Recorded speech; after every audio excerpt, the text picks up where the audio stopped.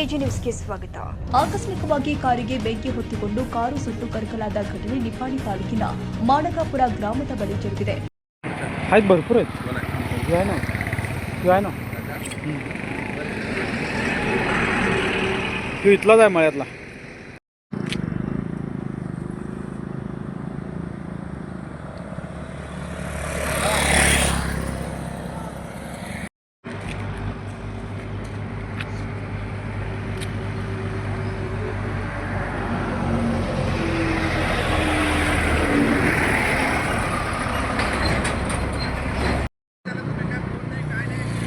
मला तर कुठं माहिती आहे मला. ಬೆಳಗಾವಿಯಿಂದ ಮಹಾರಾಷ್ಟ್ರದ ಇಚಲಕರಂಜಿ ಪಟ್ಟಣಕ್ಕೆ ಹೋಗ್ತಾ ಇರುವ ಸಂದರ್ಭದಲ್ಲಿ ಮುನ್ನಕಾಪುರ ಗ್ರಾಮದ ಬಳಿ ಕಾರಿಗೆ ಏಕಾಏಕಿ ಬೆಂಕಿ ಕಾಣಿಸಿಕೊಂಡಿದೆ.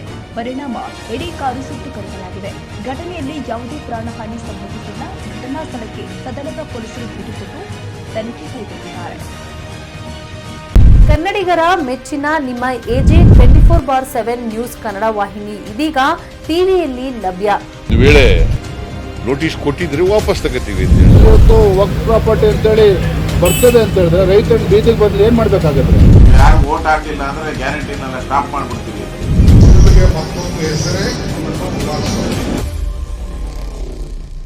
ಕರ್ನಾಟಕ ಮತ್ತು ದೇಶ ವಿದೇಶ 360 ಡಿಗ್ರಿ ಸುದ್ದಿ ಹಾಗೂ ಉತ್ತರ ಕರ್ನಾಟಕ ಬೆಳಗಾವಿ, ಬಾಗಲಕೋಟೆ, ಧಾರವಾಡ, ಹಾವೇರಿ, ಗದಗ, ಬಿಜಾಪುರ ಜಿಲ್ಲೆಯ ಕ್ಷಣ ಕ್ಷಣದ ವಿವರವನ್ನ ಪಡೆಯುವುದಕ್ಕೆ ಎಜೆ 24/7 ನ್ಯೂಸ್ ಕನ್ನಡ ವಾಹಿನಿಯನ್ನ ಲೈಕ್ ಮಾಡಿ, ವಿಡಿಯೋಗಳನ್ನ ಶೇರ್ ಮಾಡಿ, ಕಮೆಂಟ್ ಮಾಡುವ ಮೂಲಕ ನಮ್ಮ ವಾಹಿನಿಗೆ ಸಹಕಾರ ನೀಡಿ ಮತ್ತು ಚಾನೆಲ್ ಅನ್ನ ಸಬ್ಸ್ಕ್ರೈಬ್ ಮಾಡಿ.